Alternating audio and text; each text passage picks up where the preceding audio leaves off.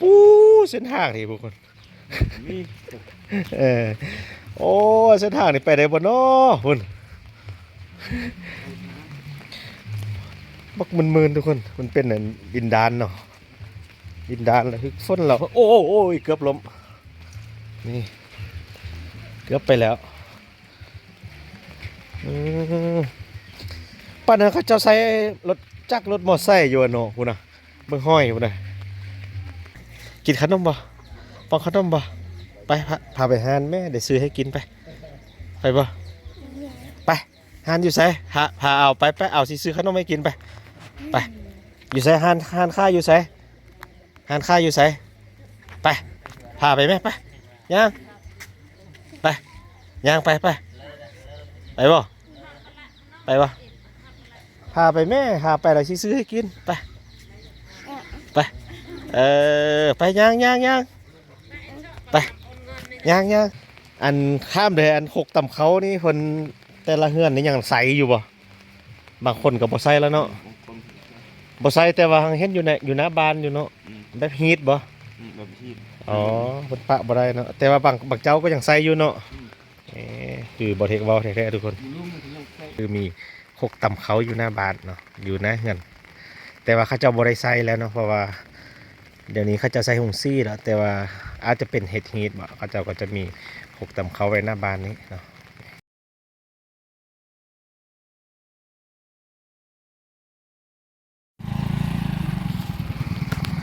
เราจะลงไปที่เฮือนผู้ใหญ่บ้านแหละทุกคนแต่ว่าทางยากไล่เนาะเป็นบ้านศาลาเดี๋ยวทุกคนนะบ้านศาลาเมืองไสสถานแข้งสยบุรีเนาะเป็นหนึ่งในบ้านที่ว่านอน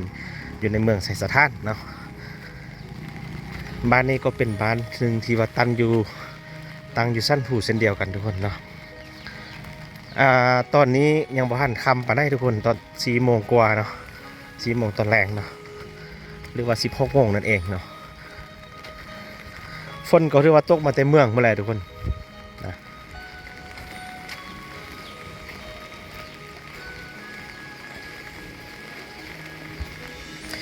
เอาโทษนัด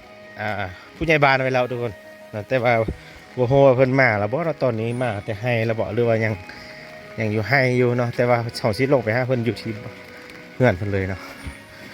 ทางก็ชื่อว่ายากพอสมควรทุกคนยากไล่ตั้งอยู่สั้นผู้เส้นเดียวกันครับทุกคนคือดังที่บ่เทคเว้าเมื่อกี้นี่แหละบ้านนี้ก็เป็นสั้นลงไปเลยเนาะส่วนทางคนก็จะเป็นทางลงมาของกี้นี้เนาะทางเส้นขึ้นไปถึงก็จะไปบันกอแล้วก็ออกชายแดนไทยก็คือไปเปียงซ้ออำเภอสะเลิ่มพะเกียดจังหวัดน่านทุกคนส่วนบ้านสลานี่จะเป็นบ้านที่ว่าแยกออกมาสองเส้นทางนะทุกคนระหว่างทางไปฮงซ่าแล้วก็ทางมาทางชายแดนไทยเนาะก็ก่อนจะไปฮอตฝั่งนั้นก็กายบ้านนี้ไปก่อนเนาะแล้วก็อีกตึม2-3 บาทไปฮอตบ้านเปียงซออยู่ที่จังหวัดน่านนั่นแหละเนาะอำเภอสะเลิ่มพะเกียดนั่นแหละทุกคนอากาศถือว่าหนาวทุกคนเนาะอากาศถือว่าหนาวไล่ประเทศหนุ่งเสื้อตัวบกหน้าหนึ่งนี่พอฝนตกเด้ทุกคนฝนตกแล้วอากาศได้เริ่มเปลี่ยนปุ๊บเลยแหละเนาะนี่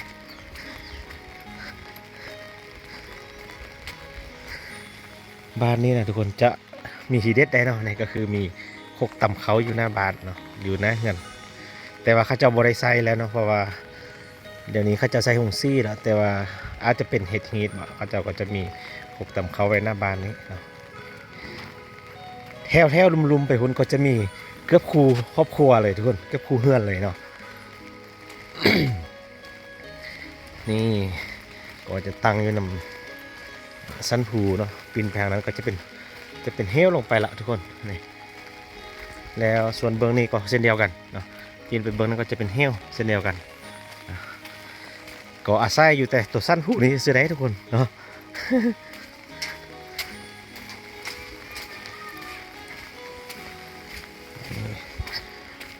สังเกตมีหนอคมได้ทุกคน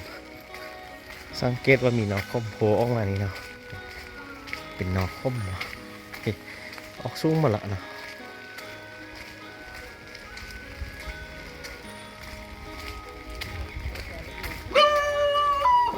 เจ้าทินเนี่ยทักแห้งแท้เจ้าทินนะ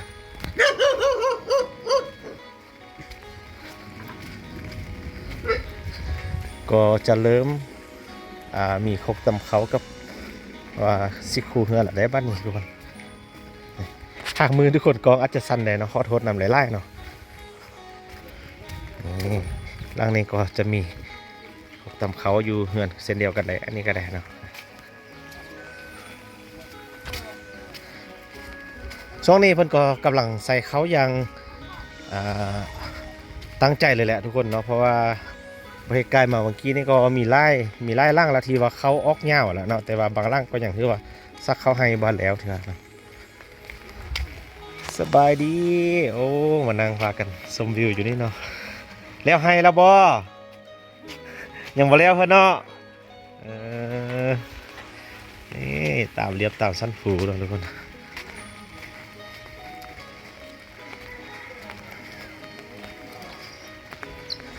เส้นทางเขามาในตัวบานนี่แมัน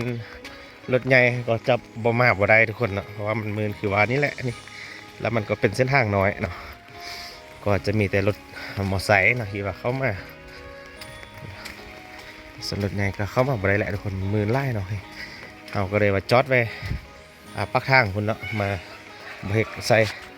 วิธีแบบยางมาเอาเนาะนี่มืนไล่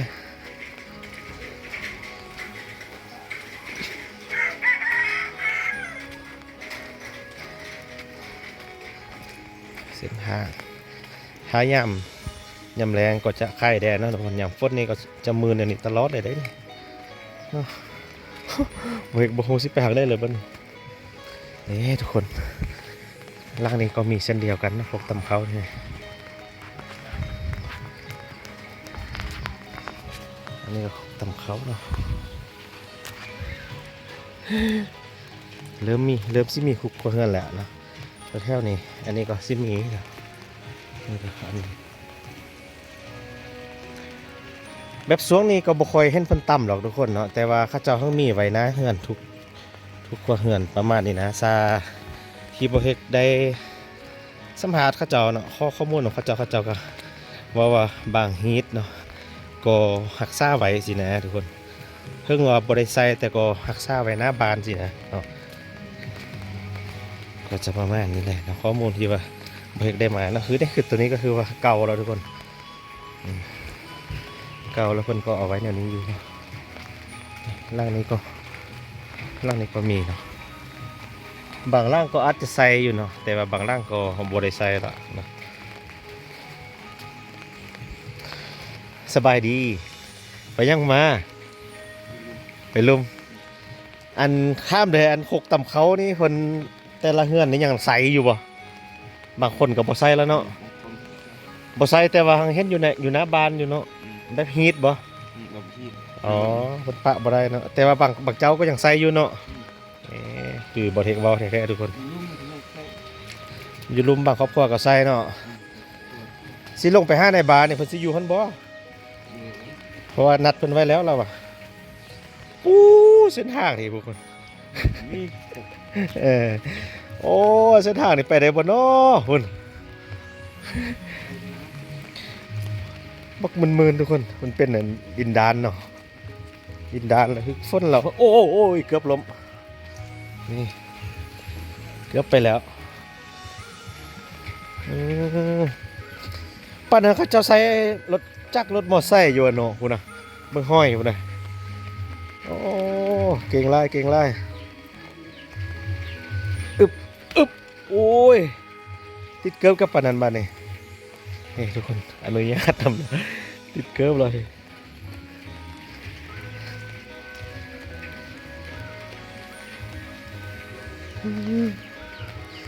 ก็ลงมาฮอตบริเวณนี้ก็จะเป็นสั้นๆลงไปเลยทุกคนสั้นๆลงไปปี๊ดเลย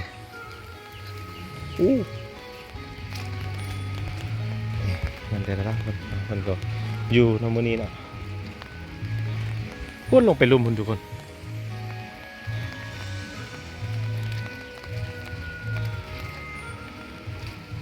หมื่นไร่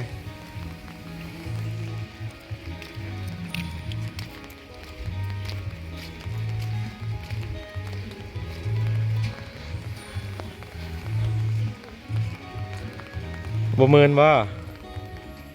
ไปยังอ๋อคุณก็ย่างไปหาครับ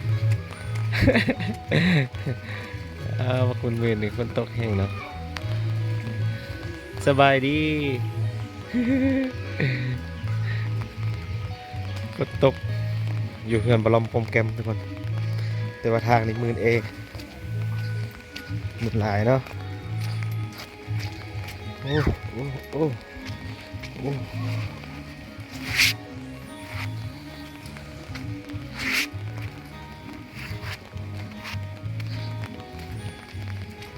โอ้ดูทุกคนหนทางลงไปยังพักสั้นๆลงไปผมไปห้างานเพิ่นอยู่ลุมได้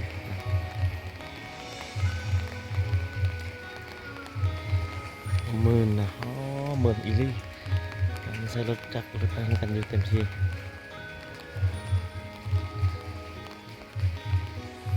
อับโอ้บาดเจ็บซีรอดอยู่ปะเนาะ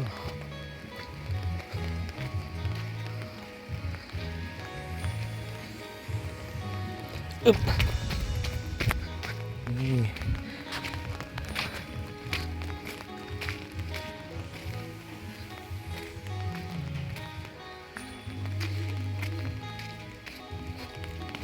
คุณนะทุกคนหาที่ลงไปลุมเพื่อนในบ้านอยู่ลุมมันเนาะหากันลงมาเรื่อยๆนะทุกคนยังบ่ฮอดเพื่อนผู้ใหญ่บ้านเธอได้เนาะ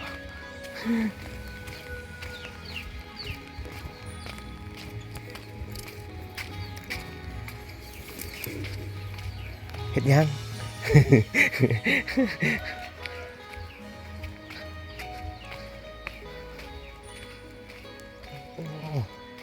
บรรยากาศฝนตกทุกคนเมืองอีลีอีล่อเลย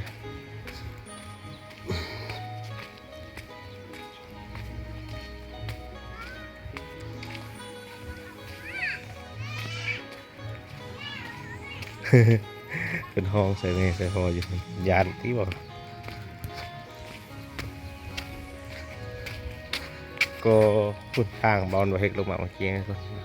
มาเดินถึงพูดมันเป็นชั้นหูมาอย่างเดียวเนาะตอนนี้เฮาก็ฮอดบ้านผู้ใหญ่บ้านแล้วทุกคนฮอดเฮือนผู้ใหญ่บ้านแล้วเนาะผู้ใหญ่บ้านก็จะอยู่ล่างนี้ทุกคนอยู่นี่แหละเป็นซียูบอเลยเพราะว่าบริโภนัดเข้าเจ้าไว้แล้วโอ้นี่อยู่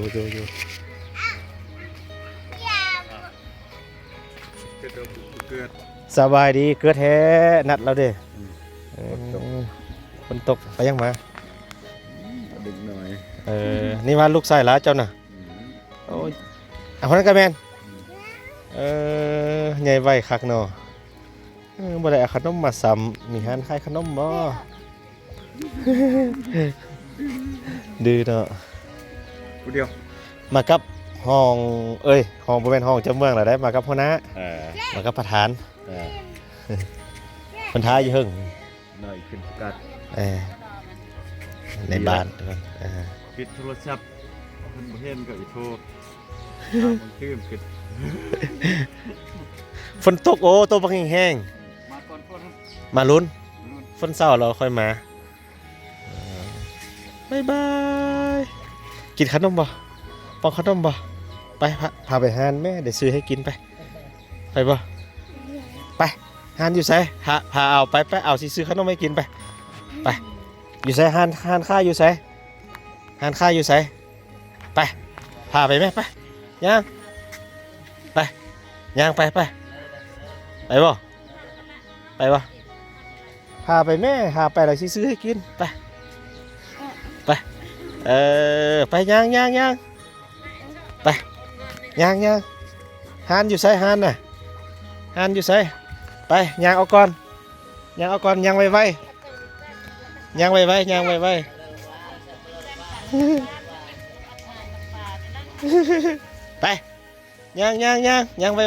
ไปหานพุ่นเดี๋ยวซื้อขนมสุกินเด้อไป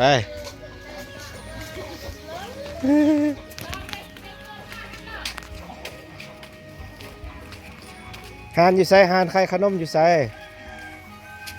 เอาบ่ฮู้ก็อยู่ใส่อะไปซื้อเนาะลูกผู้ใหญ่บ้านทุกคนอืม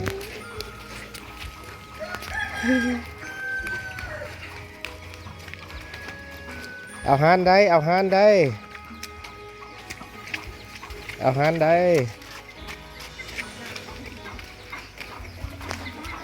นี่ฮอตแล้ว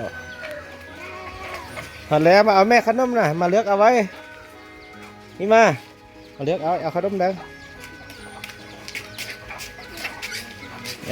เลือกเอาขนมอีน่า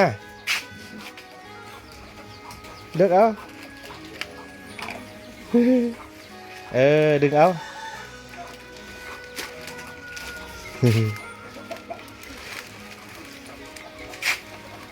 อันละห่อได้เนื้ออันนี้อันห่อได้ไหมครับ ทุกคนมีเมียงเนาะอยู่เคสนี่จะมาเห็นเมียงให้ทุกอย่างเนาะต่างจากอยู่แถวๆอันบอลไปพาทุกคนไปเบิ่งอยู่บ้านสแมทเขาจะใส่บังเนาะอันนี้ใส่ทุกอย่างทานข้าวขนมเนาะใส่มาเอาแม่ขนมน่ะเอาทุกอย่างไว้เอาทุกอย่างมาใส่ไว้ เเก็บทุกอย่างทันหนักเด็ดกระตัดละนะ ทานข้าวขนมนะทุกคน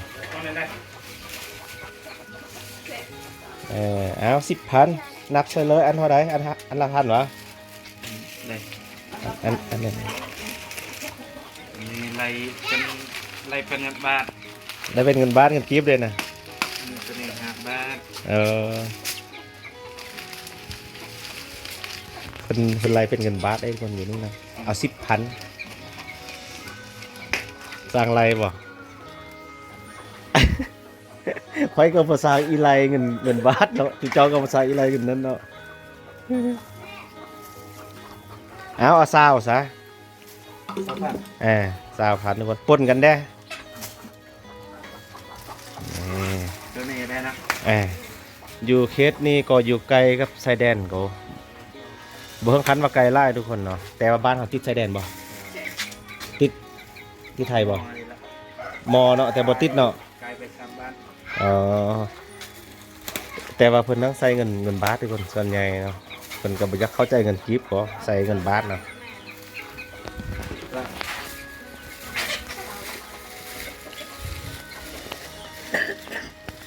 20,000ถึกแสบาทโอ้โหหานนั่นก็โมโหคือกันทุกคนโอ้ยเนาะ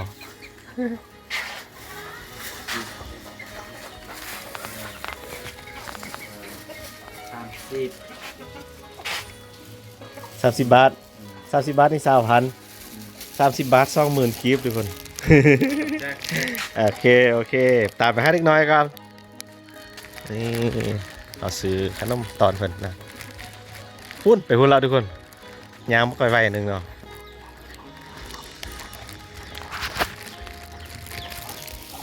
ว้าวนี่ว้าวะเอาบ่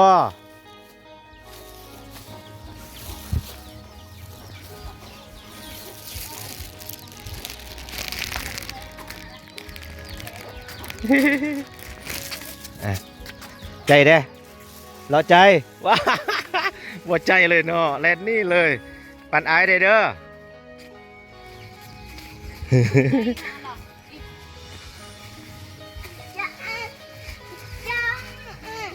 ปันไอเด้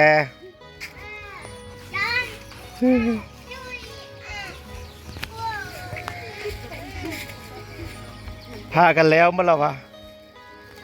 แล้วให้เมื่อไรวะเนี่ยจะแล้วเมื่อแล้วสักสักให้กระเคืองให้แม่กินได้แม่ให้แม่ป้องน้ำเด้อแลนไปหุ่นแล้วแลนไปหุ่นแล้วใส่อยู่บ่อเนี่ยใส่อยู่เนาะตั้มอยู่ตีนี่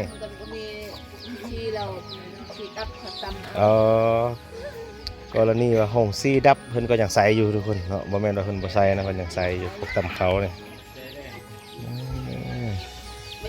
อิบแล้วนี่ขับใจอ่ะอิบ แต่ว่าบางเฮือนนี้บ่ใส่ก็เอาไว้แบบฮีทเนาะเอาไว้หน้าบานทุกคนพวกตำเขาคือเบรกเบาเมื่อกี้นี่แหละเนาะ